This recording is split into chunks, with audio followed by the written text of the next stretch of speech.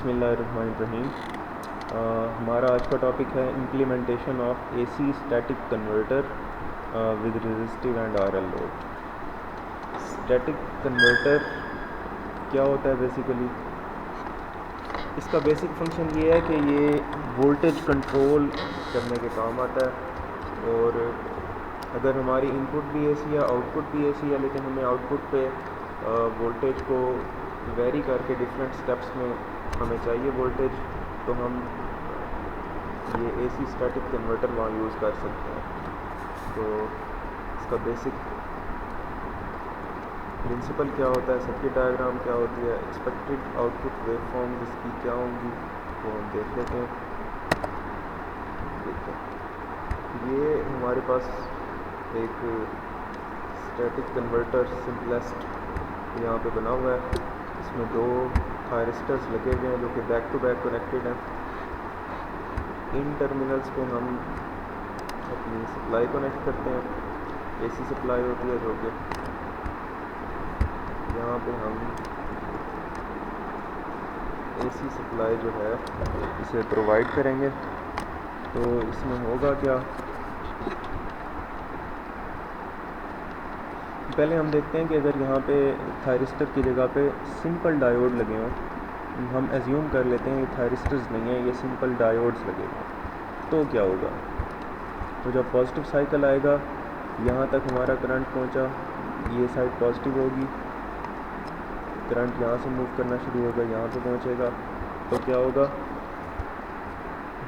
ये जो डायोड, मैं अब डायोड के फॉर्म में बात कर रहा हूँ क्योंकि हमने एज्यूम कर लिया कि ये दोनों डायोड्स हैं। ये जो डायोड है ये रिवर्स बाइस होगा, इसमें से करंट फ्लो नहीं करेगा, करंट यहाँ से फ्लो करेगा और रेजिस्टर में से करंट इस तरह से डाउनवर्ड्स फ्लो कर जाएगा।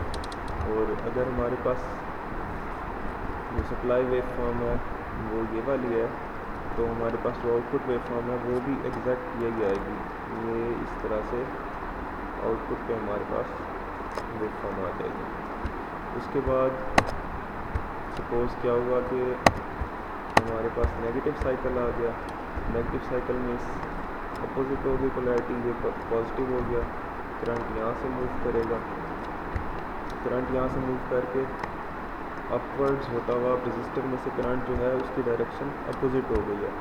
यहाँ पे जब करंट पहुँचेगा, अब ये वाला डायोड है ये रिवर्स बाइस में होगा, यहाँ से करंट फ्लो नहीं करेगा, सारे का सारा करंट यहाँ से फ्लो कर जाएगा और हमारे पास जो नेगेटिव साइकिल है वो सारे का सारा जो है आउटपुट पे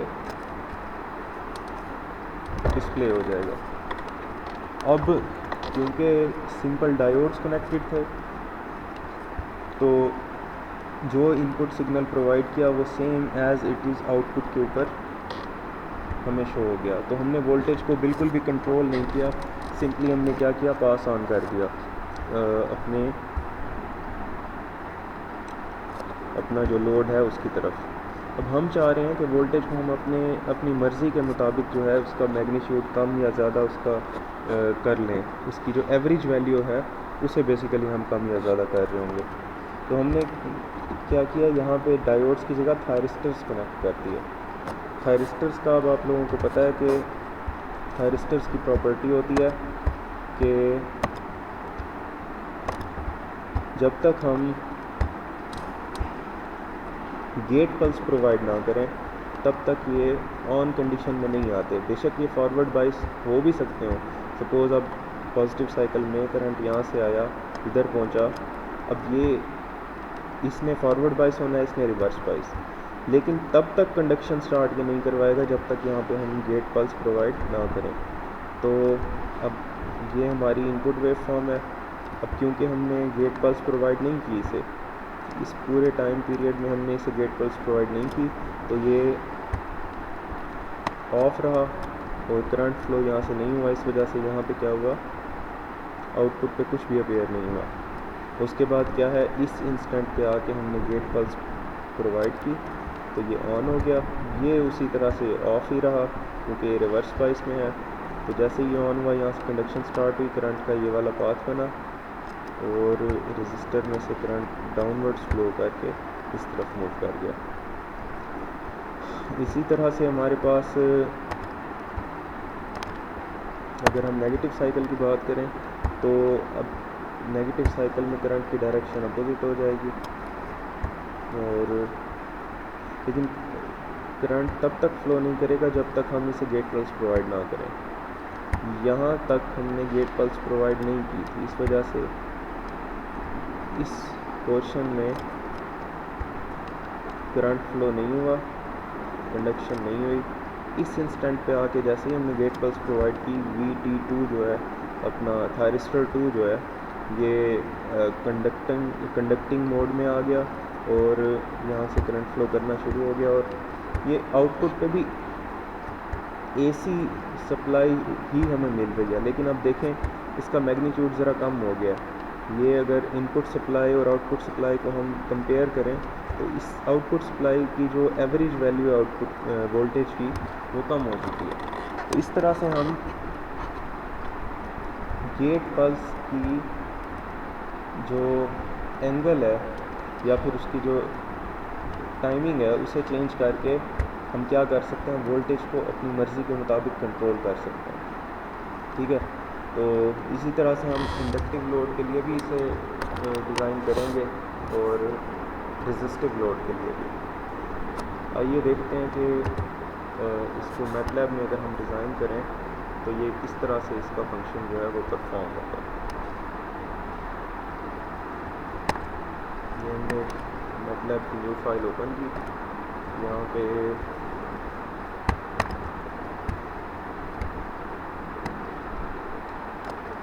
तो हमें क्या क्या चाहिए होगा, 2 हमें थायरिस्टर्स चाहिए,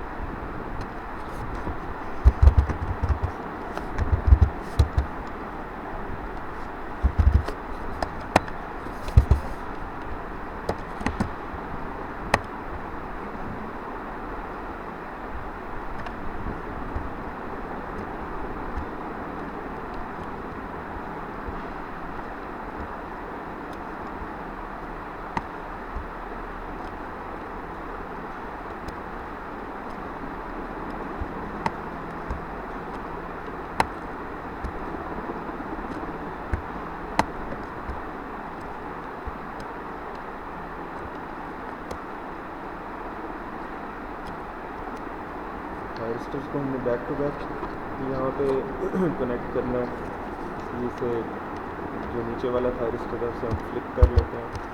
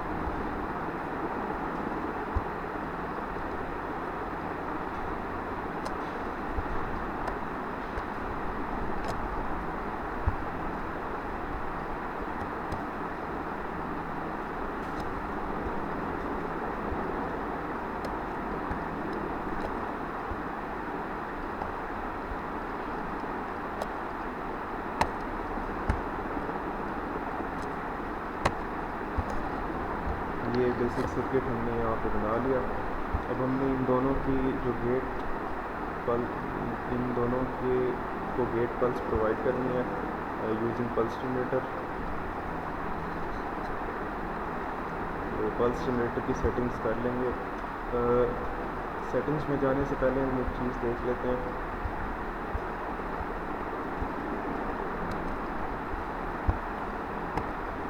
ये देखें, यहाँ पे यहाँ से लेकर यहाँ तक का जो टोटल टाइम पीरियड था वो था 360 डिग्री, और 50 हर्ट्ज़ के लिए अगर इसे हम सेकंड्स में देखें तो वो बनेगा 0.02 सेकंड्स। अब यहाँ पे देखें ज़रा, गेट पल्स जो है वो हमने कितने टाइम के बाद प्रोवाइड करनी है। एक कंप्लीट वेव के दौरान हमने 2 बार गेट पल्स जो है वो प्रोवाइड करनी है। 2 बार, एक यहाँ पे जो प्रोवाइड की गई है पॉजिटिव साइकिल के लिए और एक नेगेटिव साइकिल के लिए। यानी कि टोटल टाइम अगर वेव फॉर्म का 0.02 हो तो 0.01 टाइम के बाद हमारी गेट पल्स हम प्रोवाइड करेंगे। पहले यहाँ पे भी 0.01 के बाद इधर आपको सॉन इसी तरह से प्रोवाइड करते रहेंगे। ये हो गई कि नेक्स्ट गेट पल्स हमने कितने टाइम के बाद प्रोवाइड करनी है। और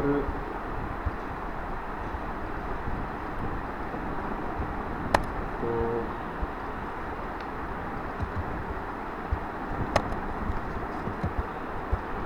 इसके लिए इसलिए हम क्या करेंगे, टोटल जो पीरियड है वो 0.01 सेलेक्ट करेंगे।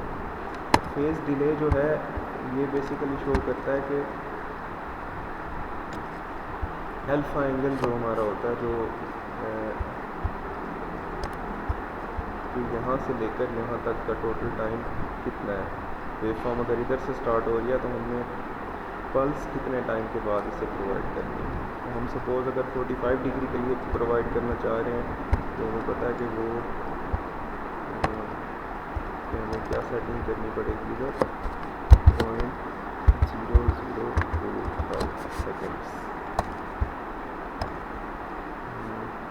फ्रीक्वेंसी यहाँ से 50 हर्ट्ज़ सेलेक्ट कर लेते हैं।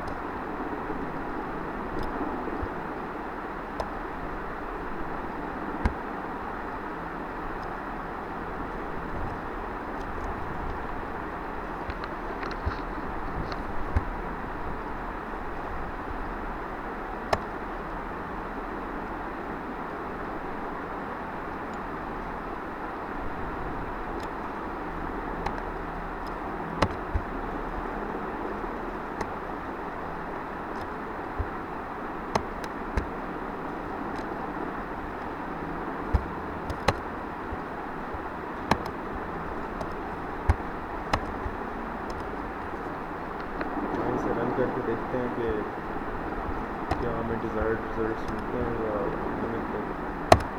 नहीं मिलेंगे तो हम देखें क्या प्रॉब्लम आया।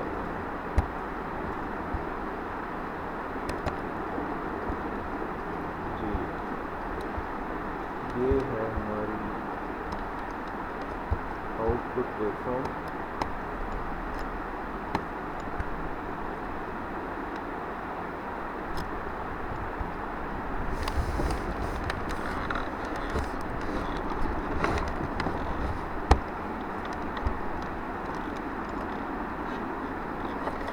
इसमें अगर आप गौर करें तो जो वोल्टेज है आउटपुट पे वो हमें फ्लिप होके मिल चुकी है। सॉरी उसकी एवरेज वैल्यू कम होके जो हमें रिज़ल्ट हैं वो मिल चुके हैं। और वोल्टेज और जो करंट है उसकी वेवफॉर्म की नेचर बिल्कुल सेम है, क्योंकि ये प्योर रेसिस्टिव लोड है हमारे पास।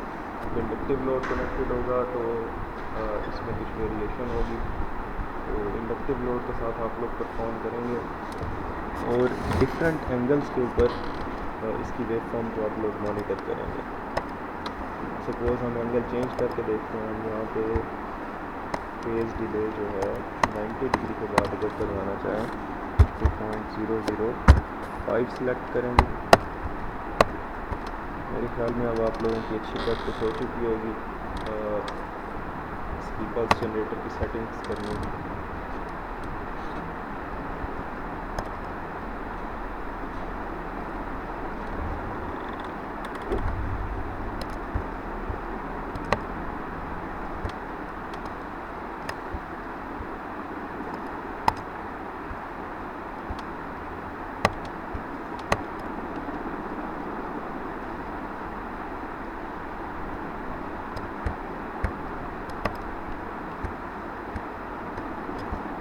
इसे एक बार ज़ीरो करके देखते हैं।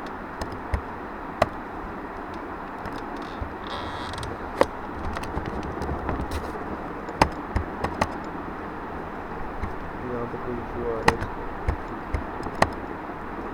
हाँ, ये ज़ीरो जब हमने एंगल कर दिया तो ये हमारे पास वोल्टेज वेवफॉर्म जो है सेम एज इट इज़ जो कि हमारे पास इनपुट वेवफॉर्म थी वही आउटपुट वेवफॉर्म आएगी, क्योंकि यहाँ पे कोई भी फेज़ डिले नहीं दिया हमने ज़ीरो का फेज़ डिले वहाँ पे सिलेक्ट किया। ये जो आपके पास शो हो रहा है ये बेसिकली पल्स जनरेटर की पल्सेस शो हो रही हैं कि कितने टाइम के बाद ये जाके ट्रिगर करवाएगा थायरिस्टर्स को। अब हम 90 डिग्री के लिए करके देखते हैं, इसका रिज़ल्ट हमें शो नहीं हुआ था ठीक।